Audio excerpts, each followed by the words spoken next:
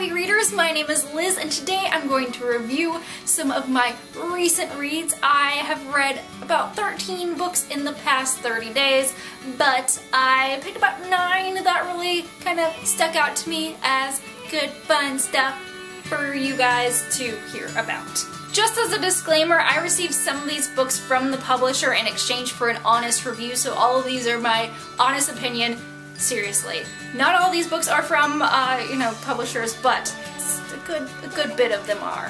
First book is Virals by Reichs. She is the author of the Bones series, which inspired the television show, and so Virals is about Temperance Brennan's niece. And basically she is living in a different place, but it is modern day and it is still hard science, and there is this lab kind of situation going on in which the girl's father works at and a lot of the people in the town work at, and they're doing some sketchy stuff. They're doing some stuff that isn't quite ethical, that is kind of on the low-key. Not everybody knows about it, but they're testing this new virus thing on some wolf dog hybrid kind of animals, and the main character is like, I don't want this. I don't want this to be like this. And then she and her friends catch the virus and they start having some very interesting side effects, and there's also kind of a murder mystery involved, so it's kind of like science fiction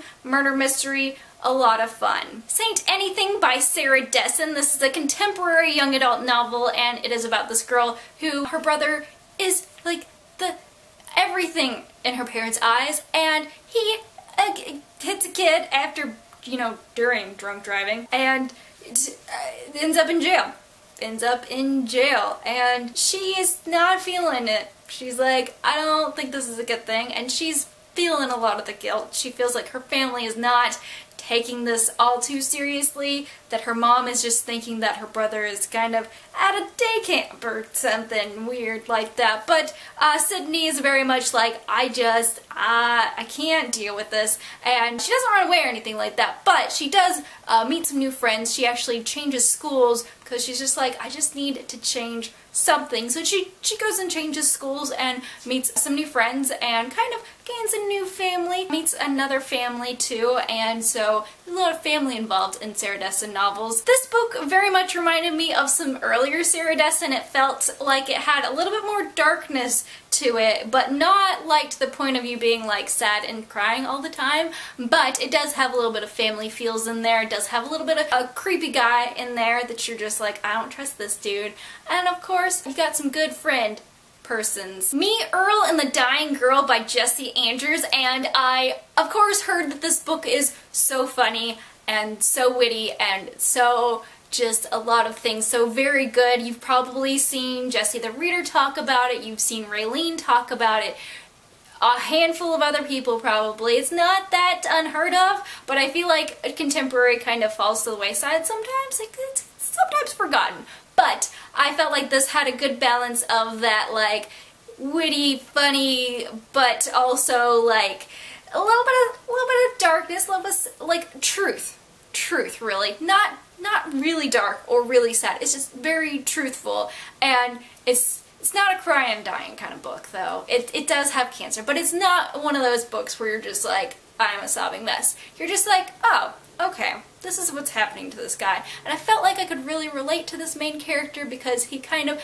goes through high school, just to kind of give you a synopsis of this book, he goes through high school not really wanting to be close to anybody or make friends with anybody. His person that I would call his best friend, he calls him his associate, and they make films together, but he's just trying to keep a distance from everybody. He thinks that that's a good way to just skate through life. He then is forced to hang out with Rachel, a girl who is his mom's friend's daughter, and they used to be friends at one point, and then something happened, I forget what. It's funny, and it's just, it goes through the awkwardness of like, what do you say to somebody with cancer? And so it's kind of funny in that regard. But he's also just, it's just really funny, guys. It's really funny and really truthful and just, it's good.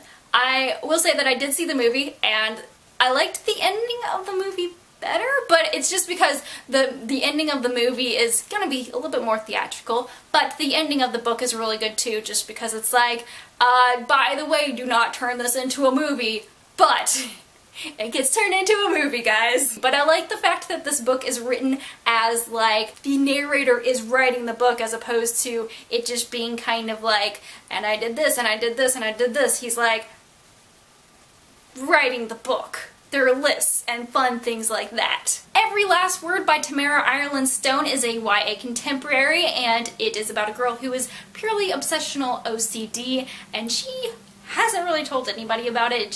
Her parents know. I'm not sure if her sisters know. I think she has like a younger sister or maybe 2 younger sisters, but no one at school knows. None of her close friends, I say that in air quotes because they are not good friends, they don't know, but she meets this girl and the girl is like, hey, you need to join this poetry group during lunch. It's a secret society kind of thing, but it's really awesome and it'll change your life for the better, and it really does. It's not one of those things where she's like, snap, she's no longer OCD, but she does it just gives her a creative outlet, and I thought that that was really cool because I turned to terrible poetry in high school. I just wrote things that I thought, I don't think they were good. But it was nice to just have something to write, and so that's how I connected with this book, was like, it's just, you cathartic kind of stuff going on. So I thought that that was really good. The Wrath and the Dawn by Renee, Ahdieh, and I absolutely loved this book. Seriously, if you need a book that is just like a breakaway from everything else,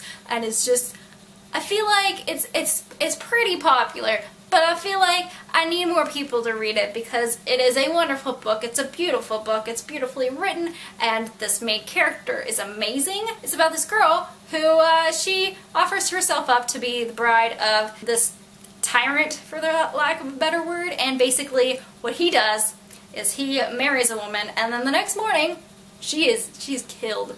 She's killed, guys. And so she's like, I'm gonna go kill him. I am gonna go kill him because he killed my friend.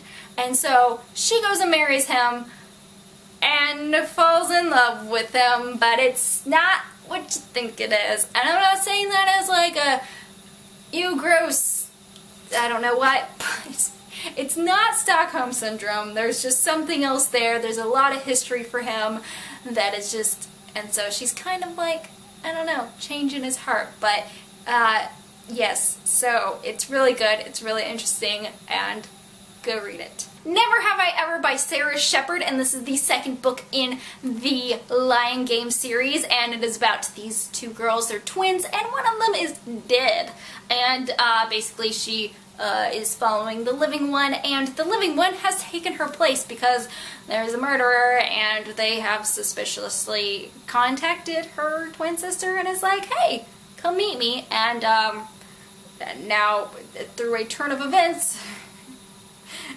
this is her life. This is her life now. It is very strange, a very strange premise, but it is very like, oh my gosh, I now need to know what happens next. The second book isn't as awesome, but the first one is pretty good, so I'm thinking that I'll still read this series. I still think it's fun. And Ember in the Ashes by Sabaa Tahir, and I don't read a lot of fantasy. I don't, but I did enjoy this. There were times where it lagged a bit, but I did like the characters a lot. I did like how the world was set up. I liked the evilness of some of the characters, just the juxtaposition of this girl who is so nice and so good, and then this commandant lady who just as evil as F. Then Elias, who is the commandant's son, and he is just like, I just don't want to be a part of this evil soldier business anymore, and craziness, and oh my gosh, I don't know how to give this book a synopsis. It's just, there's a lot of stuff going on. I will say for that book, it is good.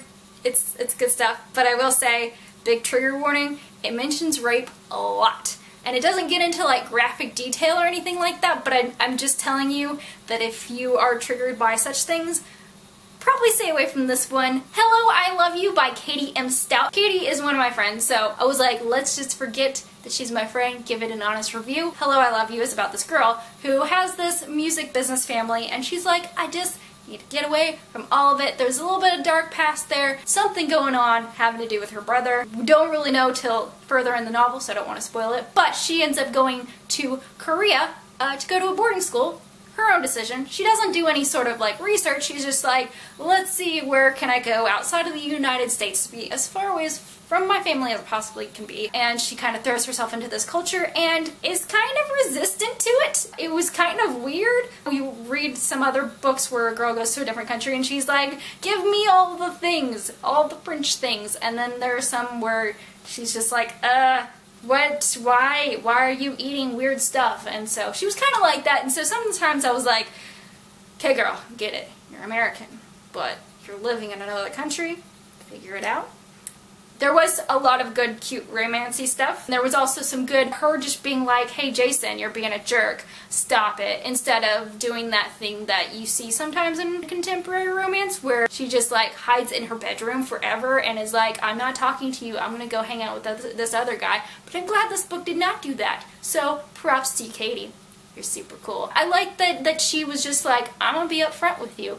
I'm gonna tell you how it is, how I feel. And last but not least, I want to tell you about Fangirl's Guide to the Galaxy because it is, oh my gosh, one of my favorite books about geeks. That along with A Geek's Guide to Dating by Eric Smith, great books. Both are just very geek-centric and very close to my heart.